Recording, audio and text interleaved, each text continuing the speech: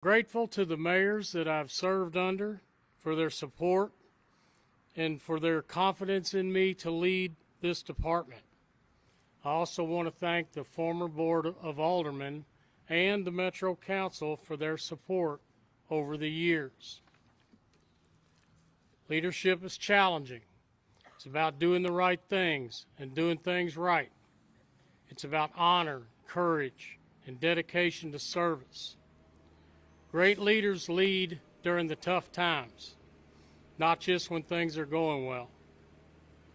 I haven't been perfect, but I always did what I thought and felt was right for the men and women of the LFD and the LFD itself. It's been an honor and a privilege to serve this city as its fire chief. I will always cherish the experiences, but most of all, the people in this department that work hard every day to make us a great organization. Thank you for letting me be a part of something bigger than all of us. I've given a lot, I've sacrificed a lot, and now it's time for me to see what the next chapter brings. So to the department, I want to say good luck in the future, and farewell and Godspeed. Thank you.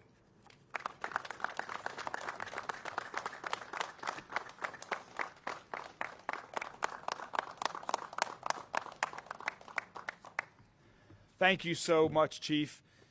I know along with the men and women of Louisville Fire Department, between now and August 1st, we look forward to continuing to celebrate your contributions to this department, to our city, and to have ample celebrations to thank you and your family and all of your teams over the past 40 years of service to our community. Thank you so much. Your legacy in this department and your legacy in the city will last for generations. Being a firefighter is an incredibly honored calling. My grandfather served as a firefighter in New York City. I was brought up hearing stories of his and his colleagues' heroism. And ever since I've been a young boy, have held the most tremendous respect for everyone who serves their city by becoming a firefighter. And I've seen firsthand as mayor what I always heard my grandfather talking about. I've seen it firsthand, how firefighters save lives and often risk their own lives to do it. The more than 500 highly trained men and women of this department responded to nearly 5,000 incidents last year and every year.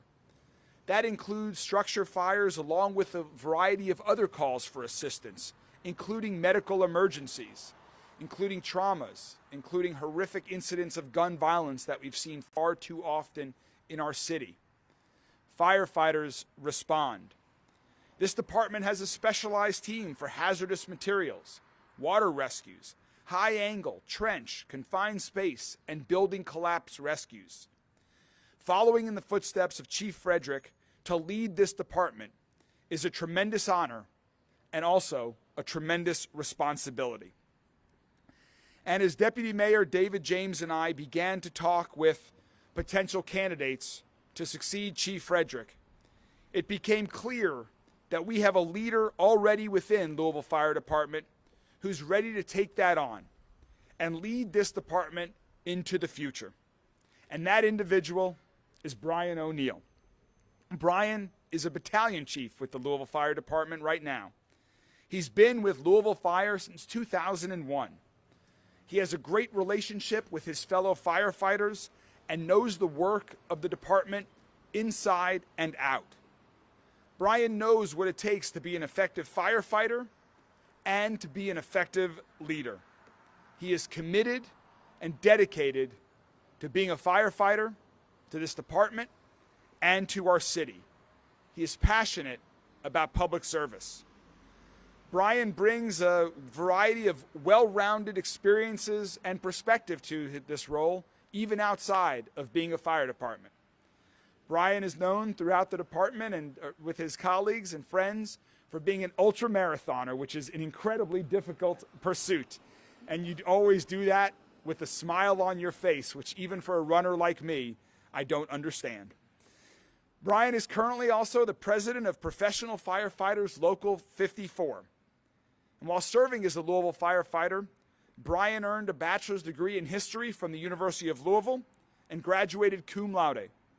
He also spent 8 years in the United States Marine Corps. Brian, thank you for your service to our country and to our city.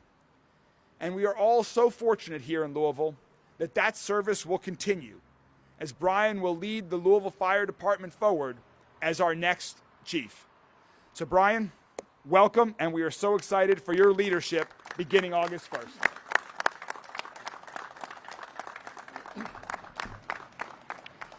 Well, thank you so much for that. I am so honored and thankful for the trust that Mayor Greenberg and Deputy Mayor James have put upon me to take on this responsibility. I'm excited to get to the work. It's humbling and it's honoring to know that I'm going to be joining this long line of illustrious chiefs, going back to 1858, to the early days of Chief Johnson and Levi and Paul, to the modern days of Chief Bonifant, Sanders, and my boss, my chief, my friend, Ziggy, Chief Gregory Frederick. Chief Frederick, take a look at this beautiful apparatus behind us. When Chief Frederick took over, we still rode an open cab apparatus that had little thought to the safety and certainly not to the comfort of the occupants. And now we are in these modern technical marvels thanks to his leadership. He has led us through tough times and through good times, and all of us in this city, in this department, in this community, we owe him a great debt of gratitude, and we thank him. I'm reminded of the words that I heard over 30 years ago when I graduated at Parris Island, South Carolina, and earned the title of Marine. I'd worked so hard with my fellow recruits, so long and so hard, blood, sweat, and tears to earn that title, and it meant so much to us, and we were rightfully proud. But the commanding general told us that day, what you have truly earned is the right to work harder and to make sure that you earn it every day. So I say to the mayor, to the community, to the people of the department, I promise that I will work hard every day to continue to earn this. To the men and women of the Louisville Fire Department, I will do the best job that I can, and I expect you to do the same. Thank you.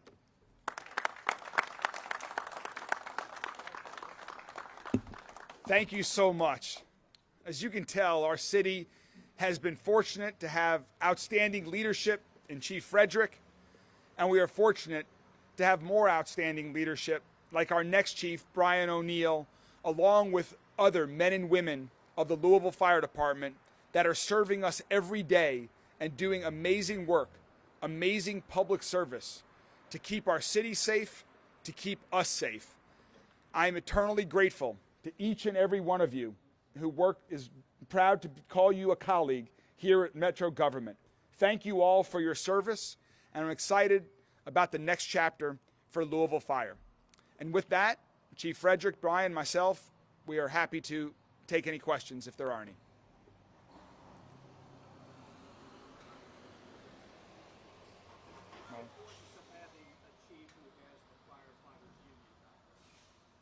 Well, I think that is just one of Brian's many examples of leadership. He has had many leadership roles throughout his career inside the fire department and other walks of life, as we just talked about. But knowing that he has the respect and support of folks throughout that are already part of Louisville Fire Department is very helpful. He knows people personally. He knows the strengths of this department. He knows where there are opportunities for continued improvement. And he is very committed. That we have had many conversations about the commitment to support the men and women who are on Louisville Fire Department and to continue to recruit more great people to join this team.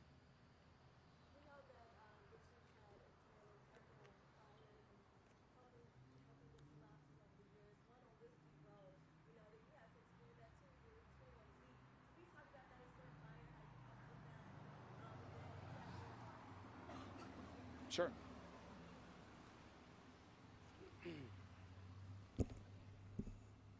Talking about the Whiskey Row fire, and the thing about that fire, it progressed really very rapidly, and it was literally a square city block.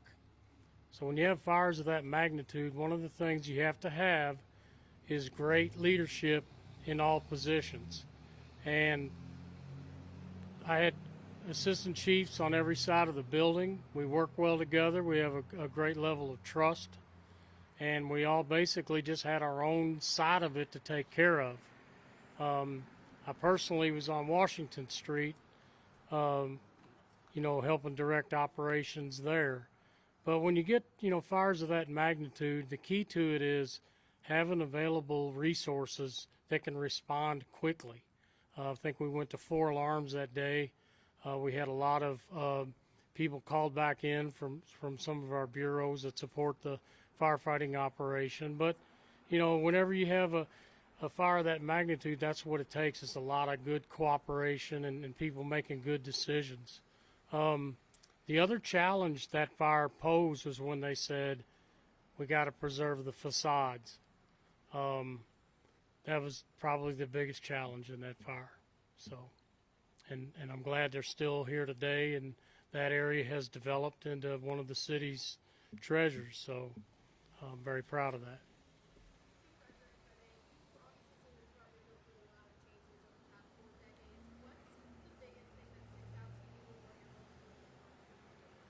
Wow, there's I'd say a lot. There's a lot, but I like, years ago when I came in, you received your fire gear, your coat and boots and all that, and then you got a clothing allowance and you had to maintain it yourself.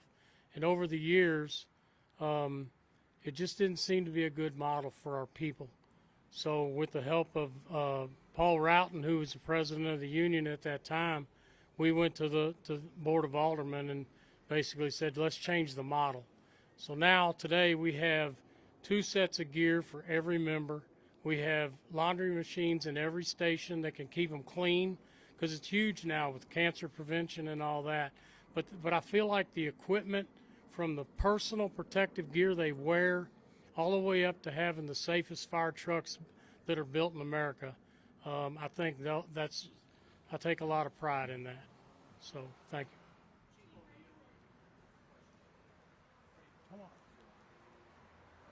Yes, sir.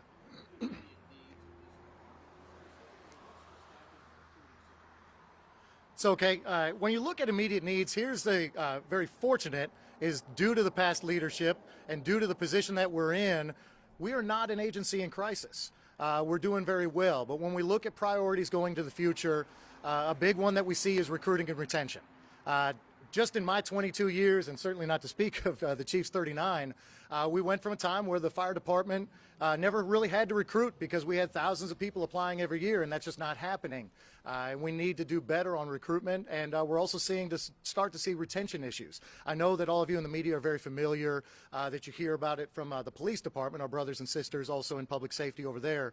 We're not quite as in dire straits as they are, but we're seeing the warning signs. We're seeing people that used to be nobody left this job. You got hired on and you'd leave after 25 years. That was it. But we're starting to see people move to other areas, so we want to make sure that we work specifically on recruiting outstanding people and keeping them here. Sometimes it's just other jobs. We're seeing a much more educated and a much more professionally trained group of people that have maybe some other options that they want to exercise. And the fact is, this is a very tough job. This is a very difficult job. Mental health is another priority that we have to work on. You have to think about, we only see people when they're having the worst day of their life. When they are in such desperate straits that they need to call for help for someone else to come and handle their emergency. And that's what we do day in and day out. It's very taxing. And some people decide that that's not for them. So we need to do better about taking care of the mental health of our people. Are they being paid enough? They are paid well, but they could always use more. Thank you. Well, it was really to piggyback on his initial question about the background with the labor, as well as my background from the military, and certainly the 22 years here with this department. Chief and I have worked together very closely for years, as with me as the union president, him as the chief. But the way that we've always approached that labor management relationship is not one as adversarial. We've always looked at it, actually the chief said, we're kind of like divorced parents. We both want to do what's best for the family, but we might have a slightly different approach. And I've always said that we're kind of different cogs in the same machine. So I think that I bring that other approach as I switch over to the management side to make sure that we are doing, of course, very first and foremost is mission accomplishment. To make sure that we are protecting the city, protecting the community, and taking care of our members. Second is troop welfare. But if we take care of our troops and we take care of our people, they'll make sure the mission gets accomplished.